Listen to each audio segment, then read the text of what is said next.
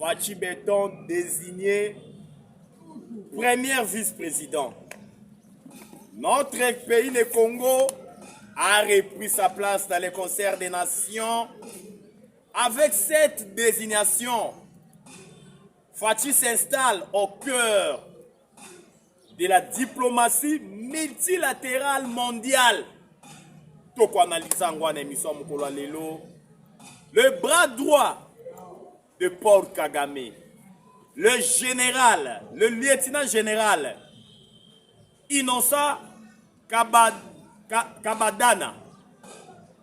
de l'armée rwandaise a été abattu dans le territoire de Walikale, dans la province de Nord Kivu. La paix a changé de côté. Même au moment où nous sommes en train de faire cette émission, on nous signale que non, il y a des affrontements d'intensité que vous n'aurez même pas l'idée entre l'armée rwandaise et l'air supplétif Otobengi, les M23, contre nos voyants militaires et les Wazachou, les Wazalov, au bazar couvert dans l'article 63 de la Constitution, où il oblige tous les Congolais à les droits et les devoirs sacrés de défendre le pays et son intégrité territoriale en cas d'une menace ou d'une agression extérieure. Les Wazalens de tout feu, tout flamme, ou à les cimetières, il y a armée rwandaise.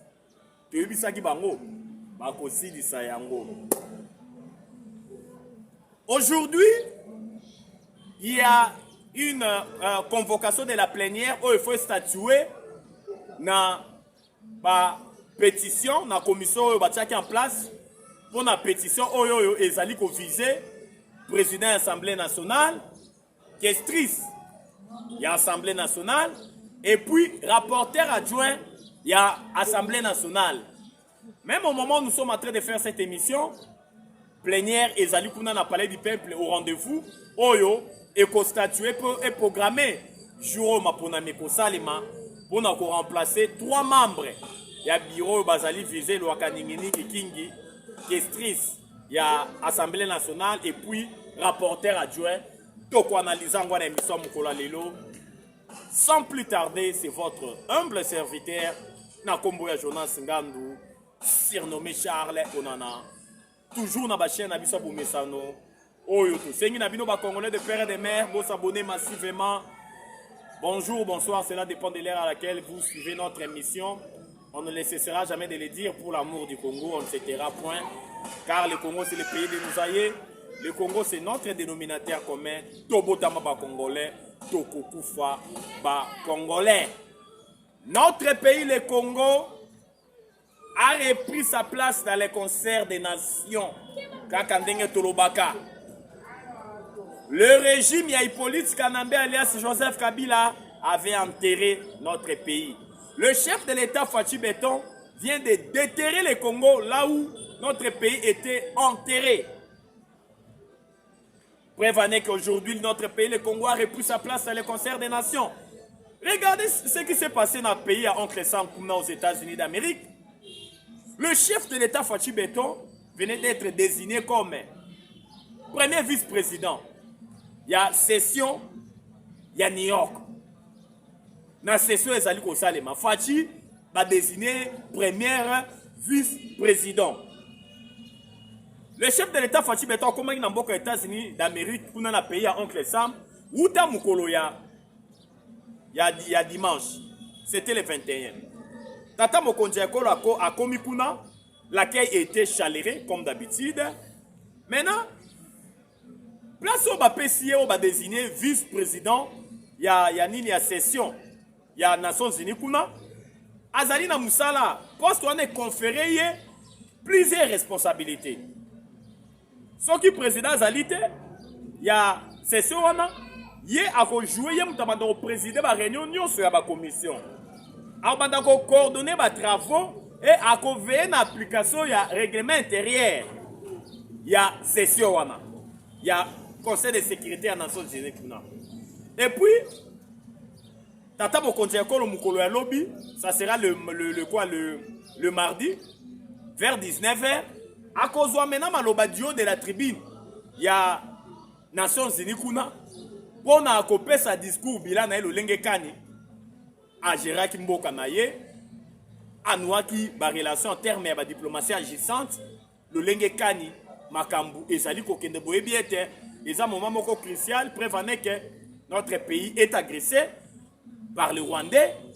Il y a eu la résolution 2773, il y a Conseil de sécurité des Nations Unies, où il y a des troupes rwandaises. Babi malamboka na biso. Mais tout yo tolobaka batu ya keto batu azua peuple mululi, peuple nilotique, oyo bango baoka kobena ba rapport de force. Oyo bango bazaka mato imangongi. Balingi ko respecter la résolution 2773 T. Oyo sengi na armée rwandaise na ba troupes rwandaises, babi malamboka na biso. Oyo sengi na ba M23 désengagement, batika manduki na se. Mais wala nyonso mato imangongi ya lesangine Paul Kagame. Kagame ndi koyoka te azali kotinda bango kaka toujours kosala loenge obunda tolobaka yango le M23 c'est une coquille vide, ce sont de patins, ce sont de pakebo baza ba elilinga pamba nous bato avec l'armée rwandaise ezali kamboyo mokili mobimba yebi yango bomonaki résolution mobimba ya Conseil de sécurité des Nations Unies l'organe suprême ya mokili ezali ko condamner Rwanda ezali ko yebisa ke bimisa ba militaire na Congo obomi ba kongomani mingi mais applicabilité à la résolution 2773 ça pose toujours problème. Ça sera l'occasion les moments propices oyo ko permettre la tata Mokonzi Ekolo Fachi Beton mukolo ya lobby mardi du haut de la tribu il y a Nations Unies il y a ko épingler il y a ko marteler na applicabilité à la résolution 2773 il y a Conseil de sécurité des Nations Unies. Yango tomo lolenge kani la diplomatie multilatérale mondiale oyo Congo lelo ezali ko impacter na mokili mobimba à travers désignation ya tata Mokonzi Ekolo Fachi Beton comme vice-président. Il y a session oyo ezali ko salema kaka ndenge tolobaka aujourd'hui du moins avec Fachi notre pays le Congo est debout. Prévenez que partout où on est en train de parler de la République démocratique du Congo, les Congolais sont là. Mais auparavant, quand on parlait du Congo, les Congolais n'étaient pas là. On était représentés par les Tutsi Power, les Tutsi Land, les Nilotiques. Notre pays était affaibli parce qu'on avait placé un sujet étranger au sommet de notre pays. Il a vendu notre pays. Prévenez que Tolobelaka a 600 titres miniers. Oh, le gouvernement a récupéré. Mais regardez, bateau bazalaki na ba titre mignon, bazalaki na ba carré mignon. La plupart d'entre eux c'était des présidents africains. C'était des Européens, des Belges comme Louis Michel, des Américains comme Bill Clinton. Donc ce pays était vendu au détriment de Congomani. Yango bomoni lelo oyo le lenge kani. Plus de 600 titres mignons nous se allons récupérer. Bomoni pe le lenge kani. Avec sa diplomatie agissante et le Monacolo, notre pays, le Congo aujourd'hui, avec sa diplomatie multilatérale, mondiale, oyo zongi simbo kalabiso malembe na malembe et sika oyo Congo ezalaka. Parce que notre pays, le Congo, a une dimension continentale avec une superficie de 2 345 410 km².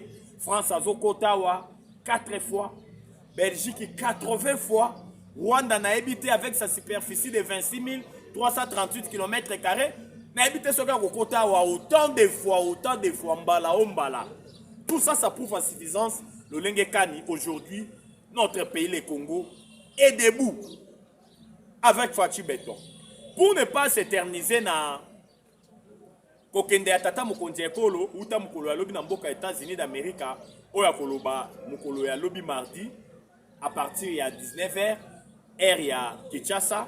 Donc, même directement, dans le Lengekani, la guerre a repris avec une intensité, mais vous n'aurez même pas l'idée, que ce soit dans Walungu, que ce soit dans Masisi, que ce soit dans Walikale, la guerre a repris. Le Sukhoi 25 est mataki na Mapata, week-end passé.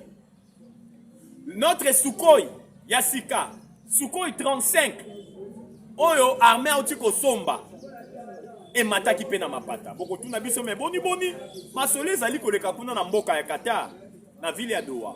de pourparlers entre le gouvernement congolais et les terroristes du M23.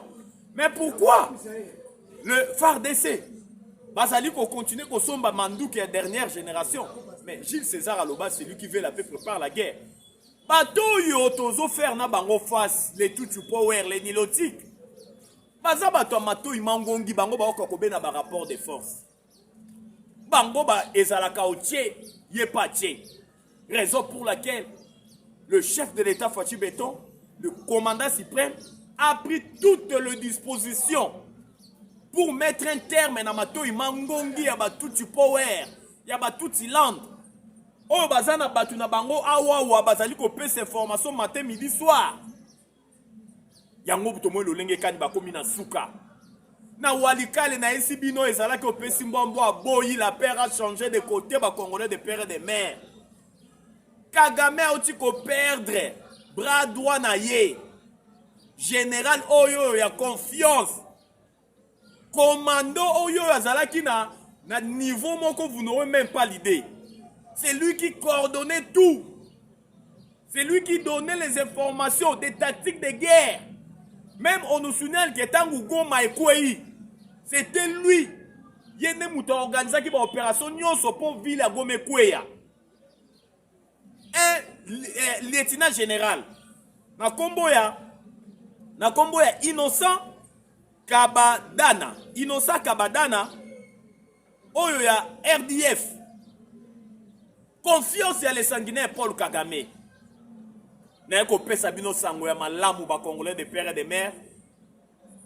Ce général-là a été abattu par nos vaillants FARDC et les Wazachou. Nos drones de guerre CH-4B. Oye pilonaki territoire ya Walikale na week-end. Il ne s'attendait pas que non. Un bombardement chirurgical, et comme ça, les manas Sukhoi 35, Sukhoi 25, n'a pas drone na biso ba bengi CH4B. Oh ba chino ba teke la biso. Il ne s'attendait pas. Il était là en train de faire le parade, il y a qu'à organiser le Lenge Kani. Il faut pas poursuivre Bitumba. Mais ils étaient surpris par des bombardements chirurgicaux. Il y a ba drone de guerre na biso ba bengi na Komboya CH4B.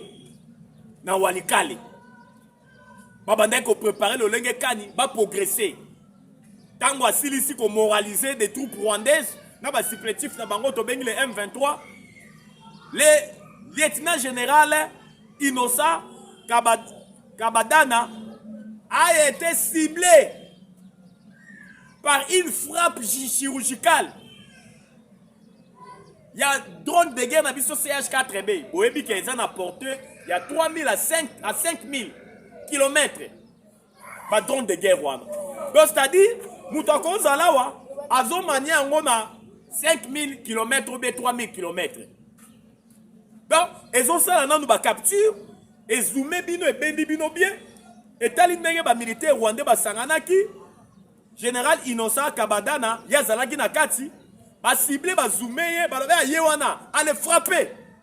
A frapper. Je vous dirais, c'était terrible, les Congolais de père et de mère. On vient de vous confirmer aujourd'hui qu'au Pessabino Nouvelle, Yamalunga Kolobaete, le général Innocent Kabadana, Azongisi Mouli Mounaye, Nali Felo en désordre. Ça, t'as n'abandé qu'on zèle en gros Maboko Polele. Parce que, oh, Rwanda Sali Namboka Nabiso, Satan est force de la Camille Mounabango en désordre. Plus de 10 millions de morts.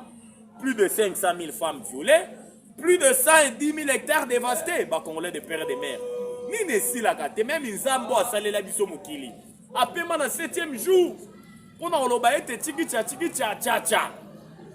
Mais comment on a l'olenge kani ba Rwandais en complicité na ba Congolais, oyoyo, bazo ça la politique ya ventrologie, la politique du ventre, surtout ba Congomani oyo entre guillemets bazar na nationalité douteuse. Bazana pona koteka mboka na facilité, pona chop chop, pona ventrologie, pona mabumu na bango, pona ma poche na bango.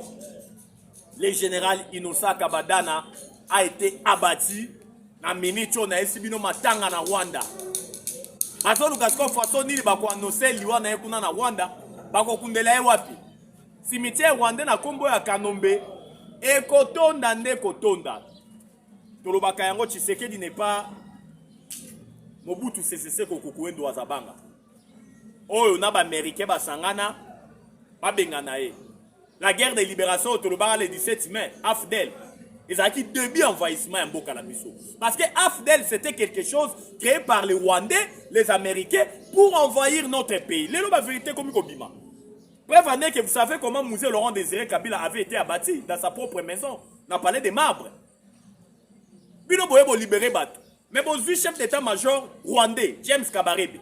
Bon, il un poste stratégique non sur le ba rwandais. L'accord de l'Emera. Oh, ba rwandais va s'initier à musée.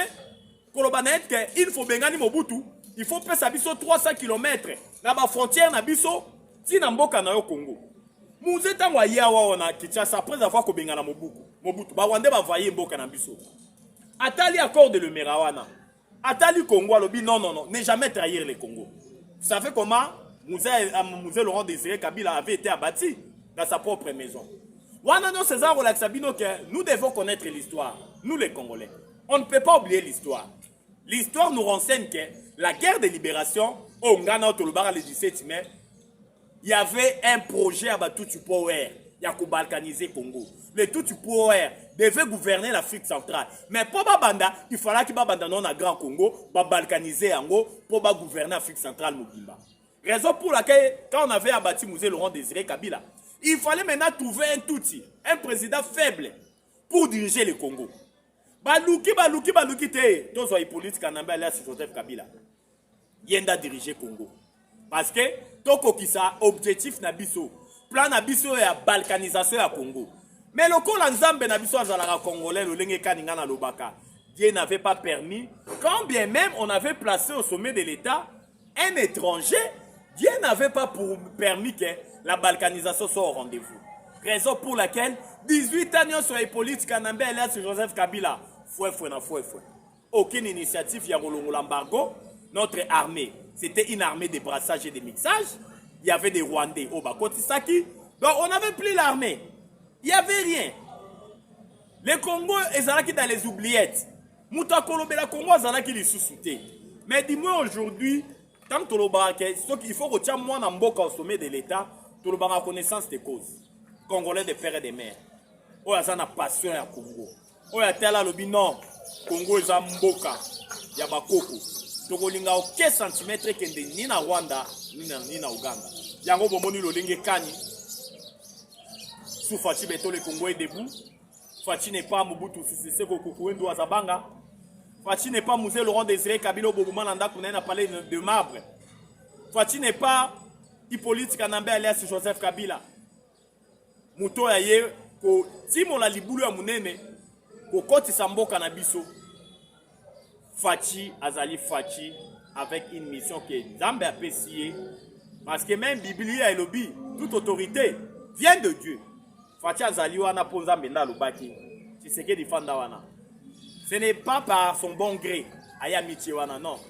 C'était déjà prévu na plan ya Nzambe. Yenda ko diriger Congo. Yenda ko sala boy. Raison pour laquelle Bomoni Lolenge Kani, avec sa diplomatie agissante, on a le baka et le monde en colo, en Zambie, Congo n'a toujours debout. Congo n'a comme il est respecté partout. Les décisions des ministres congolais, ils allaient respecter même dans les concerts des nations. Tout ça, ça prouve à suffisance. Le Lenge Kani, notre pays, est debout. Mais, général innocent, lieutenant général innocent, Kabadana, oyo bras droit, il y a les sanguinaires Paul Kagame, oyo drone na biso tiko bomakuna na walikale, akufika ye mon côté. Akufina plus de 90 militaires rwandais, na ba supplétif na bango to bengi banyangala kata ya le M23. Akufina façon moko vous n'aurez même pas l'idée parce que ba yaki en désordre na walikale, mais il ne s'attendait pas que nos drones de guerre CH4B, oyo soke matina mapata ezalaka na makelele te. Ezala kwa na ba Sukhoi 25, Sukhoi 35 te. Oh soke leke oki non. Nos drones de guerre CH4B oh ba chino ba tekela biso yango ekoki komata na mapata. Okoyoka sonte. Ezume etale siko bino bofandi. boko eba pété boko sutuka boum et boaki missile muto akobika koto wana zate yangala bomoni le lieutenant général Innocent Kabadana ya mboka ya Rwanda ye muto azalaki cerveau moteur ya ba opération nyonso eleki na partie orientale oyo esali ke ba localité belé ekoya na maboko ya M23 na armée rwandaise oyo lelo oti kokufa azongisi molimo na ekane na ote koloba na lifelo en désordre epai ya Satana. Pour ne pas s'éterniser dans ma matali guerre, on vous signale que même au moment où nous sommes en train de faire cette émission, dans le territoire de Walikale, la guerre continue. La guerre continue avec intensité, mais vous n'aurez même pas l'idée. Population, il y a des déplacements massifs, il y a population. Même du côté de Walungu, on nous signale que Bitumba et Zongi. Même du côté de Yamassisi, Bazali ko signalé biso était affrontement Zongi na dimension, mais vous n'aurez même pas l'idée. Ne suivez pas.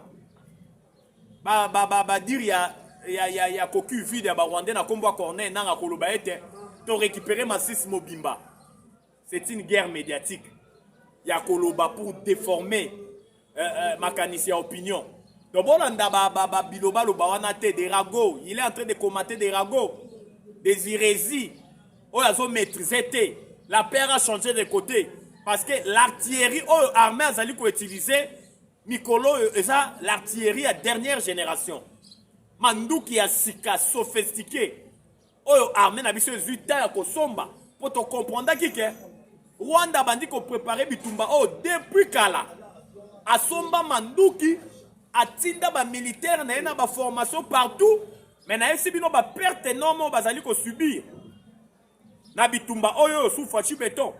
Vous n'aurez même pas l'idée. Yango momona ki ba image satellitaire ya Women Watch. O ezali ko la noir sur blanc le lenge kani. Ba militaire rwandais tombe moko. Cimetière mo ezala kuna na Rwanda na kombo ya Kanombe. So na prononcer comme nango malamu. Oyo chaque jour nombre ya ba tombe ezali ko bakisama. Ezali ebandaki na moins de 100 na 2021. Tangu résurgence à M23. Et ça les makina partie orientale ya mboka na biso. Mais batali de 2021, na fin 2021, bazalaki na moins de 50 tombes. Mais le long en 2025, ba Congolais de père et de mère, on nous parle plus de 1000 tombes. Surtout les officiers supérieurs. Mais selon rapport ya Women Watch, et le bikaka eza ba militaire ba kundi na Kanombe wana, na cimetière rwandais wana. Ezalika ba militaire oyo, ceux qui va tomber na ligne de front, na puissance de feu, il y a nos 20 militaires, le FARDC et le Wazachou. Et ça, encore, il y a un militaire rwandais qui va récupérer. Mais on va une impossibilité à récupérer ce qui puissance de feu à FARDC et l'équipe. Balongola kaka ba nini ba signe, il y a armée rwandaise. Ba logo ba nini pour na ko effacer trace. Ba tika ba corps. Wana de nombreux alliés belé. Oyo ba kufi en désordre na mboka na biso. L'armée rwandaise a une armée de 33 000 hommes. Ce qui déjà, d'après les informations de notre possession, d'après le rapport, il y a Women Watch, il y a un organisme belé. Au Bazali ko signalé de 2021. Si le long de 2025, l'armée rwandaise a perdu plus de 10 000 hommes. Je dis bien, plus de 10 000 hommes. Tant qu'on a une armée à 33 000 hommes, on perd déjà plus de 10 000 hommes. Cela veut dire que dans Rwanda, plusieurs orphelins, plusieurs orphelines, veufs, bana batikali bana bitike baza ebele likolo ya mutu moko le sanguinaire Paul Kagame. Likolo kaka ba minéraux oyo nzamba pambola biso. Ba minéraux na biso komi ko bomisa biso. Mais tolobaki oloko na oloko ezaka na ebandelia ezape na suka na yango. Kagame bientôt a subir les rituels de l'humiliation. Retenez la date d'aujourd'hui. Kagame alinga subir les rituels de l'humiliation. Na oya sali na mboka na biso. Nyon se futa maka wana se. Ne croyez pas que quelqu'un de futa malikolo, non. Oko futa ngona no na se amokila avo kufa. Makila ba kongomane ezali ko gange pa ya nkolo. Na oyo Kagame asali na mboka na biso. Mais son déclin c'est pour bientôt. pour ne pas s'éterniser na makambo ezali koleka kuna na ba ligne de front oyo bitumba ezongi na intensité moko vous n'aurez même pas l'idée quand bien même masolo ezali kosalema kuna na Qatar na ville ya Doha entre le gouvernement et les terroristes du M23 tokei directement na makambo etali Assemblée nationale makambo etali pétition oyo ezalaki 5 membres ya bureau bazalaki visés mais par rapport en termes de signature pour faire tomber membre ya bureau et il faut un quart ya signature à la récolter, c'est-à-dire c'est à peu près 125 signatures. Mais au moment où je vous parle, c'est au-delà de 250 signatures. Oyo ezalaki liboso 5 membres ya bureau bazalaki visés, mais en termes de signature ils ont concerné seulement 3 membres du bureau. Il y a l'Assemblée nationale. Pétition, ils ont concerné Vital Kamerhe et Lwakaningi Kingi, l'actuel président de l'Assemblée nationale. Pétition, ils ont concerné Chimène Polipoli, ou Azali, Kestris, il y a l'Assemblée nationale, caissière. Et puis, ils ont concerné, pétition, ils ont concerné Munongo Dominique, Ozali rapporteur adjointe, il y a Assemblée nationale. Boebi Munongo Dominique, Makambo Sala, Akenda Koyamba Mana, héros mort, o ami pesa kombo héros vivant, na kombo ya Franck Diongo Chamba, kuna na mboka Belgique. Alors que, asa membre ya bureau, il y a Assemblée nationale. Oloko wana epa ya ba député ba monaki yango traîtrise. O asala ki wana ki traîtrise. Yango bomoni lolenge kani ye pas ali visé oyo ba signature oyo ba signé po ya kende c'est au-delà peu de 200. Tomoni Chimène Polipoli wa sa questrice caissière ya Assemblée nationale ye pas ali visé na pétition na ba député bazali ko funda ko loba ete gabegie financière gestion opaque azali ko gérer mon solo ya Assemblée nationale na lolenge longo banité. Tant que tu comme on amena l'actuel président de l'Assemblée nationale, na kombo ya Vital Kamerhe, Lwakaningi Kingi, il est vraiment rupture totale ya confiance. Il y a un député. Vous voyez que l'élo mukolo lundi, il y a une réunion où ils ont convoqué par l'Assemblée nationale. Oyo basi bandimi déjà pétition à l'Assemblée nationale bi iyo to dimi pétition même au moment où nous sommes en train de faire cette émission. Plénière ezali ko continuer kuna na Assemblée nationale pour na kotala lolenge kana ko pesa ba date oyo ba élection ko salema soki ba ko installer bureau d'âge pour na permettre maintenant ba élection salema oyo ya ekomema destitution ya Vital Kamerhe Lwakaningi Kingi ekomema destitution ya Chimène Polipoli ou aza questrice ya Assemblée nationale ekomema pe destitution ya rapporteur adjointe na kombo ya mama Munongo Dominique oyo a Jacques Bon azwa photo na Franck Diongo Chamba bakota coulisse Franck Diongo Chamba oyo héros mort oyo akoma na ye rebelle akoma na ye ko soutenir M23 akoma ko esa que M23 ko ya na ville province à Kinshasa pour na ko ya ko zwa pouvoir yango ba député nationaux balobaki non plus rien ne sera jamais comme avant oyo azana bisote oyo azana Congo te aza musika ya Congo akoki kozala ko diriger jamais institution munene bakoki ko diriger jamais ba institution munene lokola l'Assemblée nationale yango to monaki lolenge kani au moment où nous sommes en train de faire cette émission l'Assemblée nationale il y a une plénière où ils allaient au rendez-vous ils allaient déjà kozwa toutes les dispositions pour na kokata likambo ya Vital Kamerhe Lwakaningi Kingi quand bien même mois de septembre ils allaient la session oyoyo batala makambo tali budget 2026 mais to batala ki lolenge kani makambo bande ko kendele na niveau Assemblée nationale ba député non so balobi non soki to tika lolenge kani makambo zali ko kende boye et kozala pesa malamu te raison pour laquelle on doit prendre toutes les dispositions pour na ko bengana ba inyamboka batoyo bazalaka na biso kaka na moyi mais na butu bazalaka na bato bazali ko déstabiliser mboka na biso na politique na bango ya caméléon na moya azali ko loba likambo mususu mais na buto akomi ko se comploter mpona kodestabilize mboka na butu bakomi kopesa ye assurance sala boye zongisa boye bima boye yo nde okozala lobi tata mokonzi yo nde okozala lobi boye yo nde tokopesa yo kota boye yo nde kosala boye tout ça mpona kofragilize mboka na biso yango tomoi lolenge kani secrétaire général ya INC na kombo ya Billy Kambale akedai komona pe Augustin Kabuya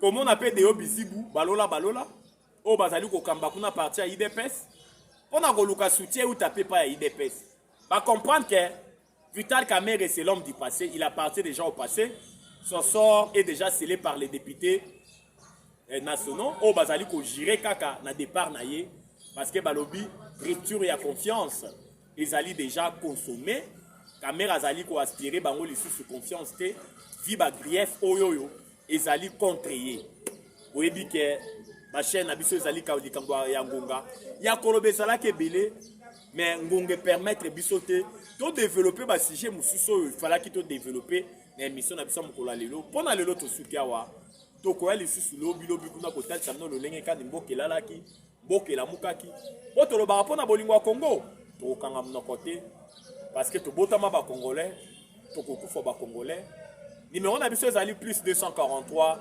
89 77 525 44 plus 243 89 77 525 44 la patrie ou la vie la patrie ou la vie la patrie ou la vie ou la vie nous vaincrons je dis et je vous remercie ciao Congolais des pères et des mères merci.